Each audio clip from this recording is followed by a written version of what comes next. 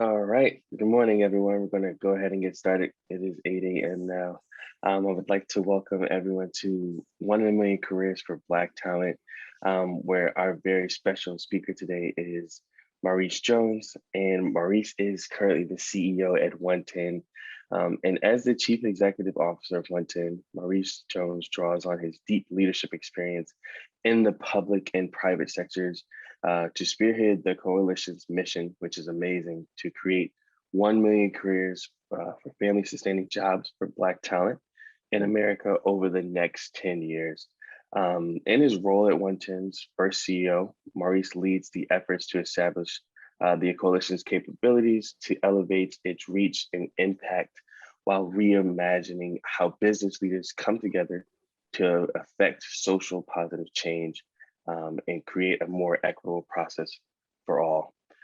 Before joining 110, Maurice served as the president and CEO of local initiatives to support corporations, one of the country's largest organizations supporting projects to revitalize communities and catalyze the economic opportunities for residents. And a little backstory about Maurice: he was raised by his grandparents in rural Southern Virginia community where his family had a tobacco and corn farm. Jones was awarded a full merit scholarship to Hampton Sydney College, a small liberal arts school, in 1986. He graduated Phi Beta Kappa and was selected as a Rhodes Scholar. At Oxford University, he earned a master's degree in international relations. And in 1992, he graduated from the University of Virginia Law School. And without further ado, Mr. Maurice Jones. Definitely appreciate that kind introduction. And I had to smile when you mentioned the being raised on the tobacco and the corn farm. I will tell you that if you want to inspire a person to get post-secondary education, let them be on a tobacco farm. It will inspire you to do it. So appreciate that kind introduction, and good morning to everybody. I hope everybody can see and hear me okay. I'm doing this via my iPad, and hopefully this will work well. So I want to tell you a little bit about 110 this morning, and I'm hopeful that we can engage in a dialogue. So I'm going to share a little info with you, but I hope we have time that we can do a little Q&A, and I hope you won't be shy. Let me tell you a little story, I guess, to start with. If you take yourself back, as much as we probably don't want to 2020, and in 2020, we had the beginning of this pandemic that we continue to try to navigate now, that had a disproportionately adverse impact on Black communities and other communities of color.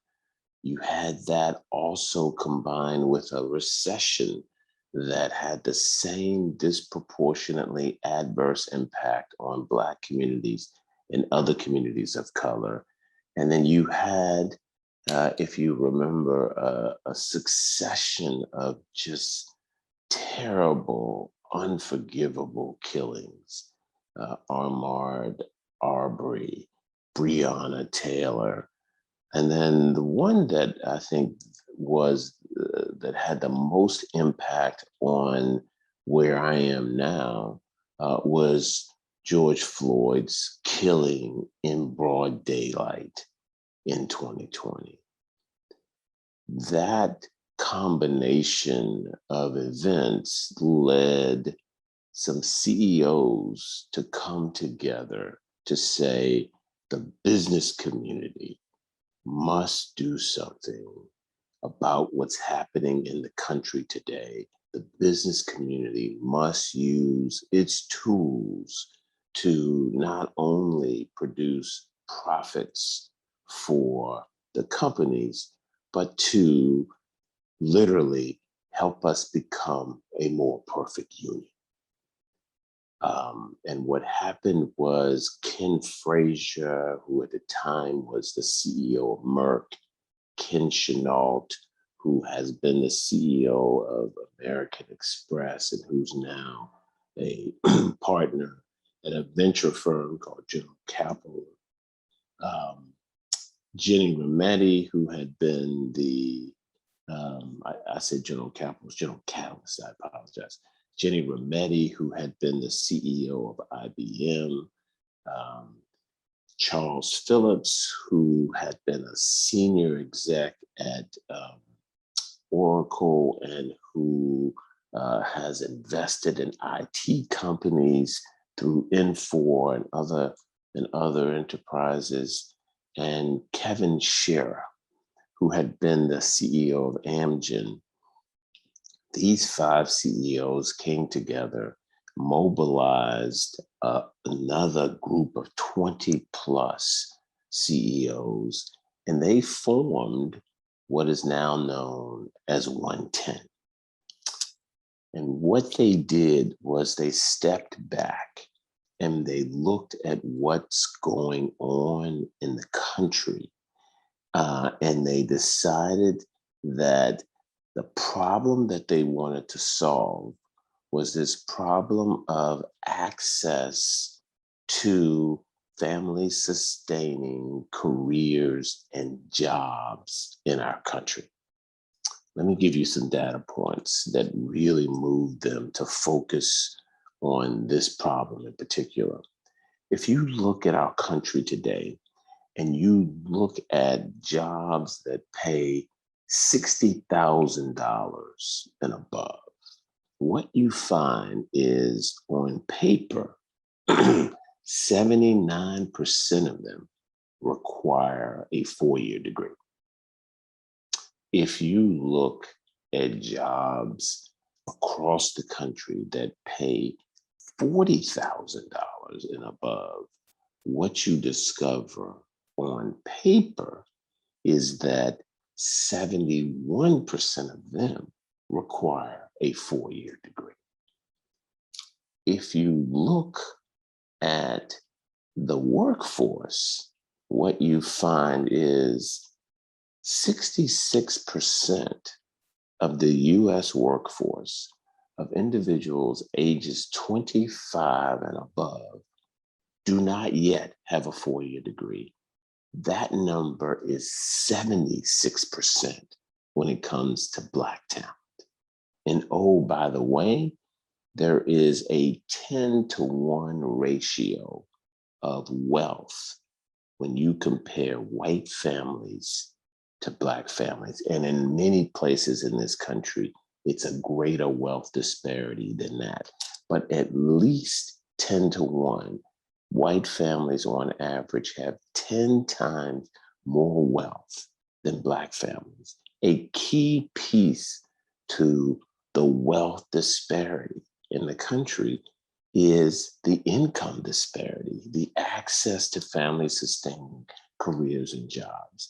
And so what Ken Frazier and Ken Chenault and the others decided was, what we're going to do is we're going to take on the problem of, or the opportunity of, breaking down the barriers to access to family-sustaining jobs and careers for Black talent without 4-year degrees.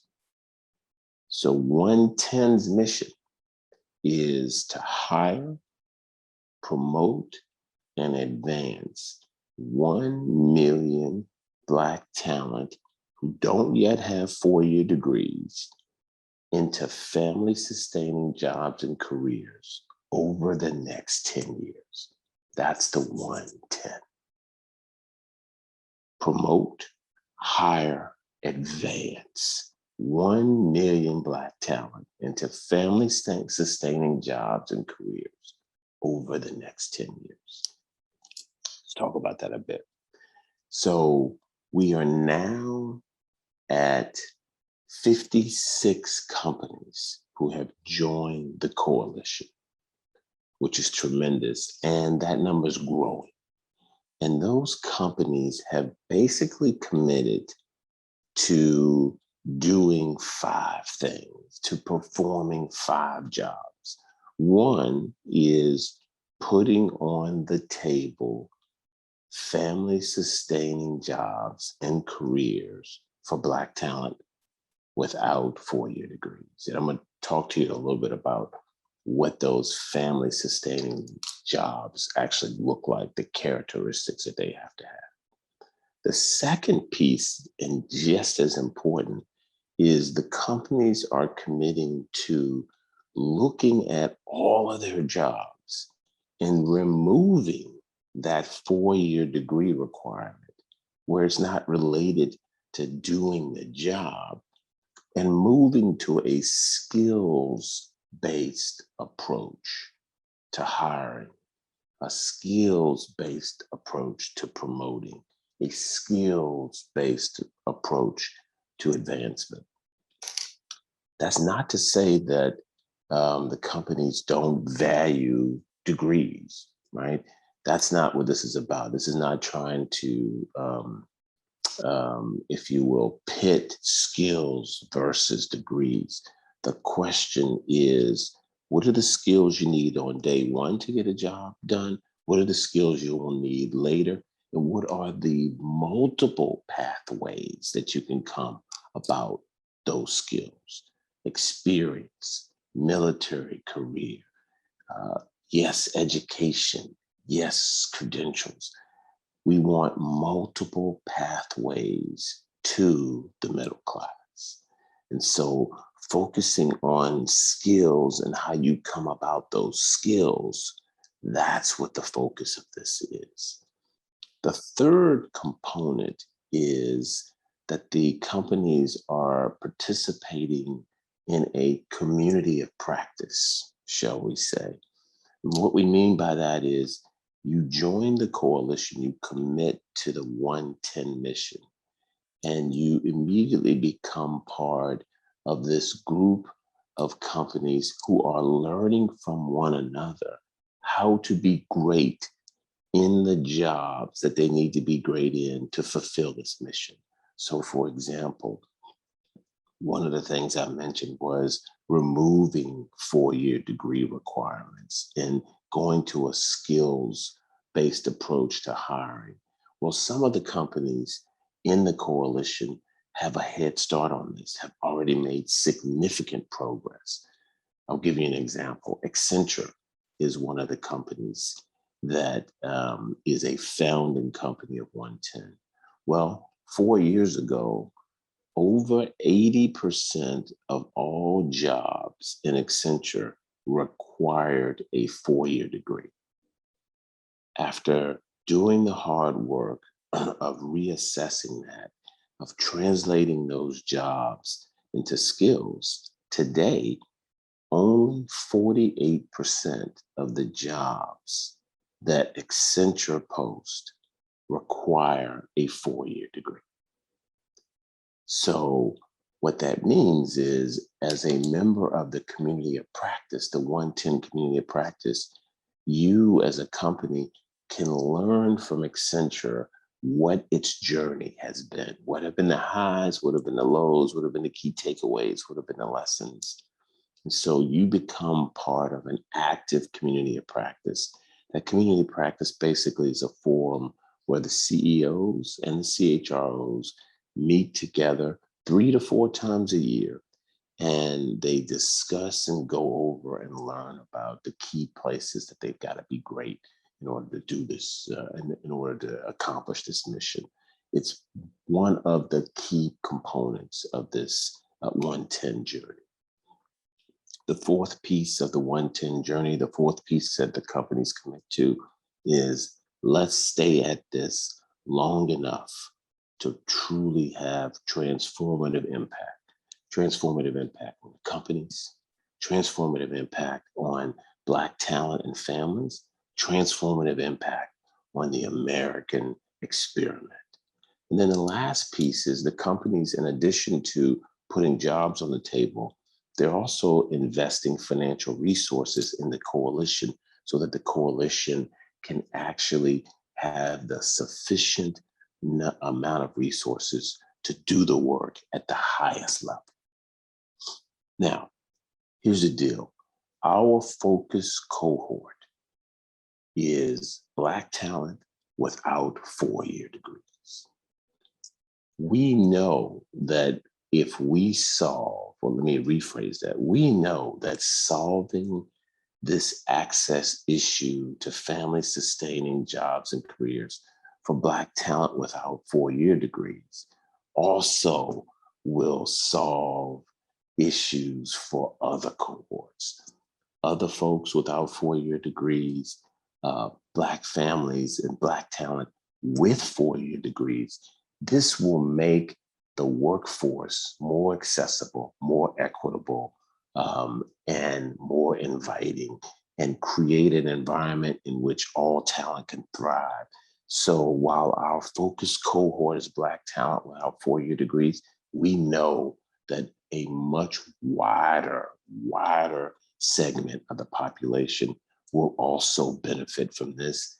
And we are happy about that. More jobs for underrepresented groups, enhanced talent practices, conducive to developing and retaining, advancing diverse talent more generally. All of that is going to come from this 110 journey. I mentioned that the focus here is not just on jobs, but jobs that are family sustaining. So let me tell you what I mean by that. For jobs to count for the 110 journey, they have to have four characteristics. One, they have to pay a living wage. And we ascertain what the living wage is by relying on the living wage calculator that the Massachusetts Institute of Technology has produced and updates quite frequently for a number of years now. So they must pay a living wage. Second, they have to be at a limited risk of automation, meaning these jobs have to be around for a while.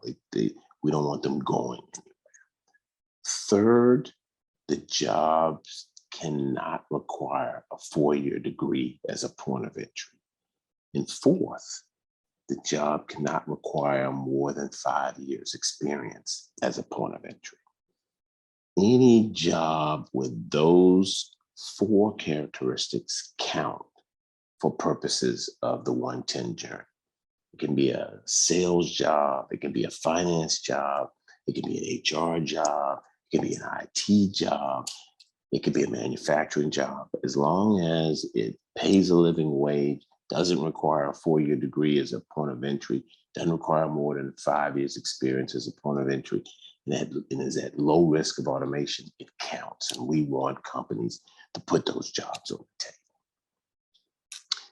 What are we doing here as the 110 Coalition?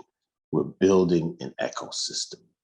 The way that this works is we start first with the demand side. What I mean by that is employer job demand. We want employers putting jobs on the table. The second component, though, is we are partnering with the organizations that can equip the talent to be successful in the jobs. So we are partnering with community colleges and junior colleges. We are partnering with apprenticeship programs. We are partnering with military transition programs. We're partnering with online talent developers, those who do it both online and intensively in person. That whole talent development ecosystem, or that whole talent development infrastructure, is a part of the 110 ecosystem that we're knitting together. The way that this works is the employers post jobs and they translate those jobs into skills that are needed to do the job. That enables this talent development group that I just mentioned to actually align its courses, its catalogs, its boot camps, its seminars, its certifications, its licenses to actually fulfill the skills needed by these jobs. And so we need that second component, and we are gathering, we're endorsing talent developers who can do this at the quality and at the level, the scale that we need in order to fulfill this job demand. Happy to talk about that more. And then the third component is, of course, Black talent. Black talent will come through these talent developers. So, for example, community colleges will be among the groups that we partner with. Right now, community colleges on average are equipping, are educating 300,000 Black talent a year. We are going to use that as a source of supply for the company's jobs over the course of this 10-year journey. So we will recruit Black talent through our partnerships with talent developers. We will also be recruiting Black talent outside of that through organizations like BDPA, through organizations like the Urban League, through organizations like the civil rights groups and NAACP, directly through marketing campaigns and the like. And then the fourth piece of the ecosystem that we are knitting together are the wraparound supports, mentor programs, sponsorships, help with transportation solutions, childcare.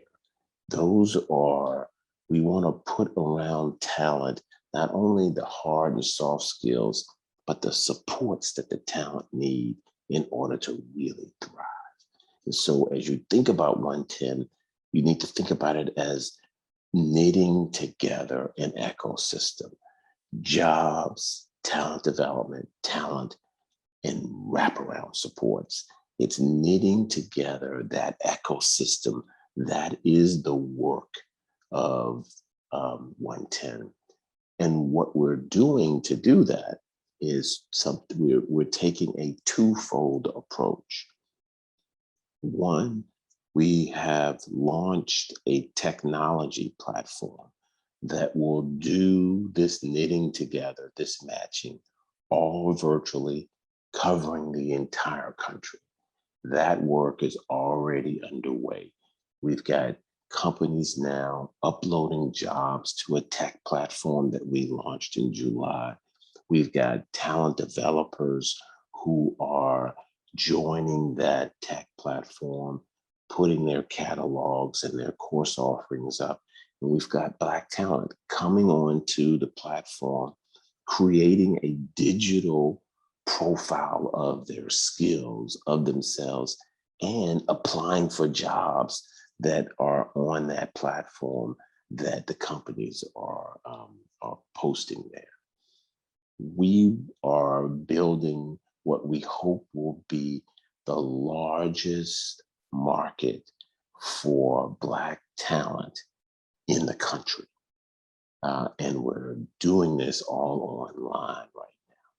In addition to that tech platform, we are standing up this same ecosystem that I mentioned: employers, talent developers, talent, wraparound support providers, in about 25 places around the country, face to face, as COVID allows. We've picked 25 metropolitan areas, and literally we're going into those areas and building the relationships on the ground that we need in order to accomplish this mission. There are the obvious places that you could think of, right? It's New York, it's Boston, it's Philly, it's DC, it's Charlotte, it's LA, it's Seattle, it's Portland, it's the Bay Area, it's Chicago, it's Dallas, it's Detroit. It's the places that you will think of, but we're also attempting to focus on some key other groups, rural communities. We've got a few of our companies who who have quite a large number of operations in rural counties. We want to make sure we don't leave out rural. We've got some of our companies who want to focus on folks who are military connected families. So we're excited about all of those, and we're trying to build these ecosystems geographically and also targeting groups. Happy to talk with you more about that. That is basically, let me give you an update on sort of where we are now, and then I'd like to try to answer questions for you and see what I've confused you about. So I started in March. We now have 55 companies. Actually, it's 56 companies that have joined the coalition. We have endorsed on the talent developer side somewhere around 26 talent developers. Where we are going so far, if you look at all the hires and the promotions, we've already approached about 2,500 hires and promotions collectively. Where we'd like to be by the end of this year is at least, I want to make sure I emphasize that, we want to have at least 10,500 hires and promotions that are 110ers. We'd like to have, we now have, as I mentioned, 56 companies. We'd like to have over 65 companies in the coalition. Because remember, the larger the number of companies, the larger the pool of jobs. We are also aspiring to, when we started, what we discovered was about 12% of the family sustaining jobs in these companies did not require a 4-year degree. Only 12%. We are trying to raise that number from 12% to 20% or more by the end of the year. We want 20% at least of the family sustaining jobs in these companies to be jobs that do not have a 4-year degree requirement. If you look on the other side at the talent developer aspirations that we have, I mentioned we have 26 now that we have endorsed. We want to be over 75. Because remember, the more talent developers we have, the more options we have to get people prepared for these jobs. And the key is making sure we've got talent developers who can do their work in all regions around the country and who can prepare people for jobs in multiple functions. So we don't need just IT preparers, right? We need IT, we need sales, we need HR, we need manufacturing and the like. So we're trying to increase the number of talent developers that we're working with as well. And then in terms of Black talent, what we'd like to, or where we'd like to be is by December of this year, we'd like to be on a run rate that we have prepared or are in the midst of preparing at least 36,000 equipped talent for these jobs annually. So we can supply these companies with prepared talent at the scale that their demand is coming. That's going to be a key feature of this. So those are some of our key metrics that we're aspiring to for this year alone. But remember the big picture. The big picture is let's get 1 million prepared and otherwise ready talent into family sustaining careers and jobs over the course of the next 10 years. And by the way, I will not be unhappy if we actually do it sooner than 10 years. Let me tell you just a couple of other things about how we're counting the numbers here. So as a company who participates in this and commits to the hiring goals, there are a number of ways in which the company can actually meet the goals. First, it's their direct hires, right? Hires by the company of Black talent into family sustaining careers and jobs directly, right? They can do it through us or they can do it through their own channels. We're delighted with either way. The second piece is promotions of Black talent. So I want to be clear that this is more than just hires or new hires. It also includes promotions. And the third way that companies can actually participate is they can actually enlist supply chain companies and vendors and in this effort, and they can also count the hires and promotions of their supply chain companies, of their vendor business partners as well. You cannot meet this requirement if you're hiring folks who already have bachelor degrees. If people are hired without bachelor degrees and they acquire their bachelor degrees along the way, fabulous, that counts. But we're really focused on point of entry of talent that does not yet have a bachelor degree, given the stats that I gave to you at the very beginning. I'll repeat that, and that's where I'll end and try to take your questions. 76% of Black talent today, ages 25 and above, do not yet have four-year degrees.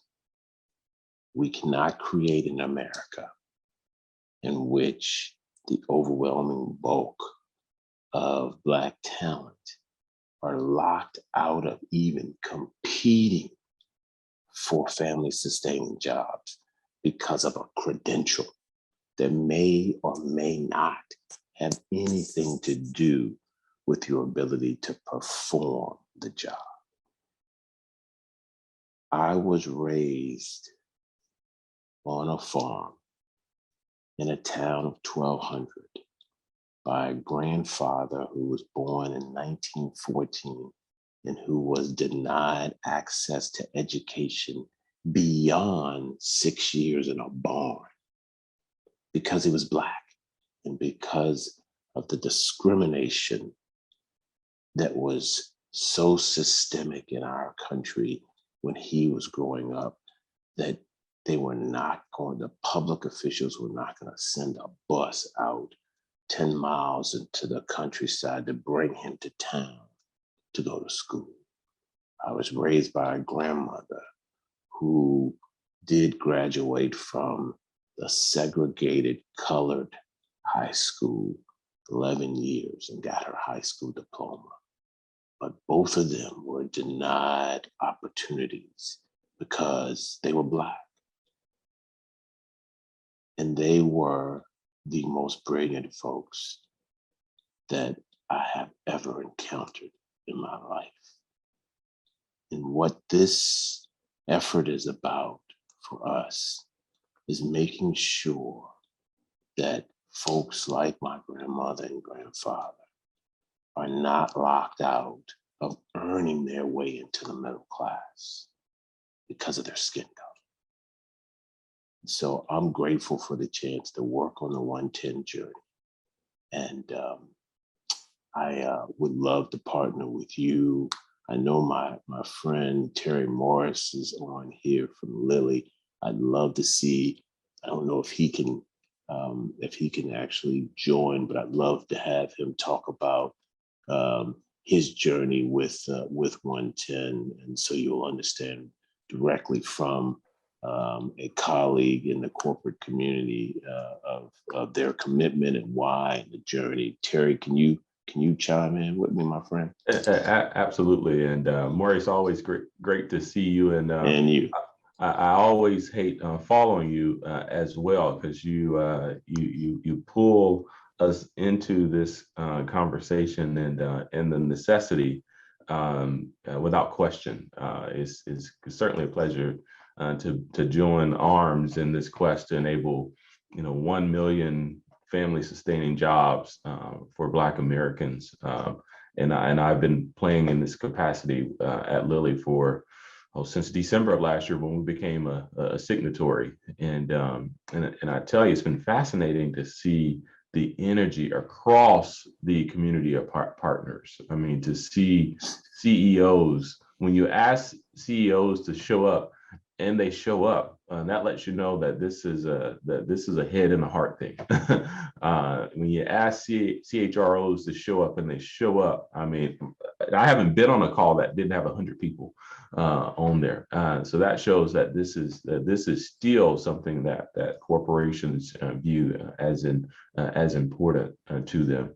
But I'll also say that you've given us the flexibility to build something that makes sense for us. 110 has provided layers of support, which is awesome. But we also are able to make it unique for us.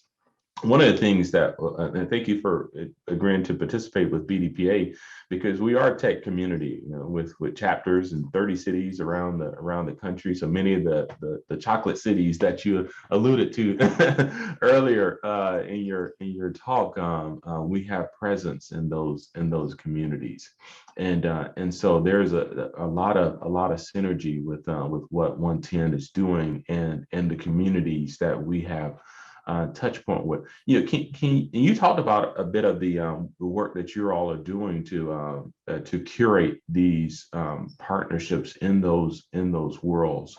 If a chapter, for example, within BDPA wants to lean in to support and help to share the message of 110, what counsel or what thoughts would you share for those who want to help? Because this is one of those that's easy to lean into. Yeah, no, I appreciate your asking that question. Look, I think there are a number of them. Let me just commend Terry and the Lilly team. They are active, engaged, hands-on journey folk with us. And I want to commend Terry for his leadership. I would love every BDPA chapter to find a way to get involved in the 110 journey. We need mentors. We need folks who can bring their companies to this, that we can be introduced to, so we can talk about. And by the way, on that point, it's large companies, it's mid-sized companies, it's small companies. We need to grow the number of companies that we have in the coalition. We also need to make sure people can benefit from training. And so I know that we've got BDPA chapters and BDPA members who can help to train our talent for the journey that they're going to need in order to really be successful in these jobs. So in all of those ways, we really would love to have the chapters engaged. And you can get a hold of me, by the way, directly by just sending me a note at maurice.jones@110.org. maurice.jones@110.org. You can also go up and Google our website, 110.org. That's simple, and get a hold of us that way. But Terry, I appreciated you're asking that question, because we need BDPA as a partner in this effort. No, absolutely. And I don't know when you sleep, because you're super responsive to my emails. I know that there's effort underway to partner with some of our historically Black institutions as well, and we at BDPA have launched our college chapters play. We have one at Purdue University, but also at Florida A&M University. I'm a Rattler.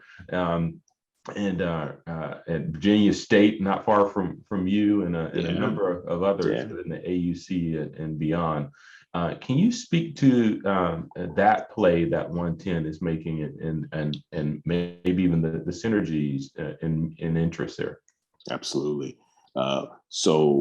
One way that our HBCUs are partnering with us is they're a source of talent, particularly the 2-year HBCUs. So we are looking to them as part of that talent development infrastructure that I mentioned. And so they are going to be working with us. We will endorse them as talent providers, and we will get that talent and try to connect that talent with jobs here. So all Black talent without 4-year degrees, we're trying to connect with these jobs and make sure they're prepared. That's one way. A second way that HBCUs actually can be really helpful is, frankly, as sources of intelligence and excellence when it comes to how do you create an environment in which Black talent can thrive. I mentioned that that community of practice. Well, we have been in conversations with several HBCUs about being experts for us with respect to sharing and hopefully imparting with respect to these companies just what it means to create an environment that sends an unambiguous signal to Black talent that we believe in you, that we know you can thrive, and that we're going to put around you the kinds of things that we know are key supports for your thriving. And so we really need HBCUs in every part of the country to help us be smart in this area. And then the last piece is, frankly, research. There are going to be research questions that we want to make sure that we are getting the perspective of HBCU professors and others to actually help us sort through and analyze issues and get stuff out to the public. In all of those ways, we hope to be partnering with HBCUs. Oh, very good. Thank you for that. There's a question that came through, what are some of the biggest areas of investment needed? And I guess I'll extend this question to, not everybody is going to believe this is real, particularly in the Black community. It's hard to believe that there's a creative reset out there for me when I've had to, be in this landscape and maybe not be my lived experience. So maybe a 2-for-1 here. Are there any areas of investment that, from a 110 perspective, that corporations or others can play into, but also how do I translate this into something that that the community might actually believe? Yeah, I think what we're seeing early on in terms of places for investment, there are several that are key.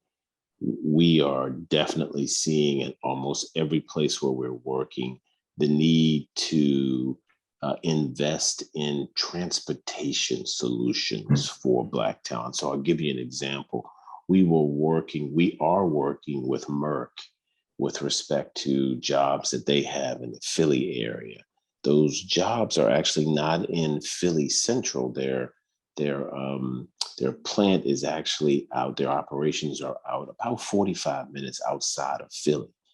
We're trying to get Black talent from North Philly 45 minutes out to these jobs. They're good, well-paying manufacturing and IT jobs. So we are partnering with some transportation logistics companies in order to provide access to transportation for talent to get out there. In almost every place where we work, the issue of getting the talent from where they live to where the jobs are is where we're going to need to have some significant investments. And that's just one example. Childcare is another. Backup childcare and primary childcare is another. And in terms of whether this is real or not. I think that what I would say to Black talent now is this is the largest commitment of its kind that is unambiguously, and I mean unambiguously, focused on Black talent from the corporate community in my lifetime. There's never been one this unambiguous and this large. And what's real about it is people are hiring and they are making promotions. And what we need is we need Black talent all over the country to know about this. And we need to get them engaged through the various channels that I mentioned, either coming to the tech platform or partnering with an HBCU or community college or some other talent developer in their region, so we can actually get them equipped and get them in the supply chain for this work. That's going to be key because we're building it, but they need to come in order for it to actually be sustainable and successful. Very good, very good. Thank you for that. There are a few questions coming in. One, the tech industry, tons of disruption in education and training and curriculums. What is 110 doing to partner with the tech industry? Anything you share there? Yeah, so we are a couple of things. The first thing I want to say is everybody is in the tech industry. Mm-hmm. And so I think there's this, there's sort of a tendency to sort of look at the tech industry as being, Google and Facebook, et cetera, and Silicon Valley companies. And then everybody else is in a different industry. No, there are thousands, and I mean thousands of tech jobs at most of the companies where we're working. And so the tech industry, frankly, is everybody in the coalition. Lilly has tech jobs as well as others. And so the first thing is we're getting tech jobs from all of our companies. The second, though, is we are pursuing tech industry companies as partners. And we've got, for example, a big partner out in Silicon Valley, Cisco, who is helping with recruiting tech companies and others. And so I anticipate that what you're going to see in the coalition is growth in a number of industries, including the tech industry. But make no mistake about this, every company is in the tech industry. And so we have tech opportunities that are abundant for folks right now, today. Well, that's very comforting for tech pedigree community. Yeah. The opportunities are certainly prevalent during this season and for the foreseeable future, no doubt. There's a comment here from actually one of our former national presidents out in Baltimore. She's sharing the fact that she's engaged in a cybersecurity program and offering up her willingness to play out of that region. So I welcome that. Baltimore is a great town, and that is a region north of Grumman is actually leading our efforts in the DMV, as we call it. But I'd welcome, reach out to me at maurice.jones@110.org. I'd love to talk with you. Well, I tell you, Maurice, that someone asked a question. I think you answered about how to engage employers. I think you offered your email and the website are ways to. Absolutely. So Maurice, I know you've been very, very gracious with your time, and this is the second time I've tricked you into engaging in a platform like this, and you've been willing to do it on both accounts. And I'm gonna be transparent. I invited Jonathan, who is he has a new company down there in Atlanta, to connect Black talent with opportunities. I say, well, I'm gonna have you just you have an opportunity to engage with Maurice real time. And y'all just sort it out later. just to be totally transparent there. But I certainly, it's all good. Certainly thank you for engaging, and I'll pass it back to Jonathan to close us out. Then thank you for that, Terry. He did reach out to me. He's like, this is a guy that you definitely need to meet. But I just, of course, want to thank you on behalf of BDPA, and of course, everyone for attending. Maurice, this, of course, was a great talk. I think you hit on some really, really heavy points that we need to definitely hear and, of course, address in corporate. And the next session that we have is Being Black in Corporate America, and that's hosted by Byron Miller. Again, I want to thanks everyone for joining. Enjoy the remainder of the conference. Everybody have a great rest of your day. Terrific. All the best to all of you all. Stay well. Stay well.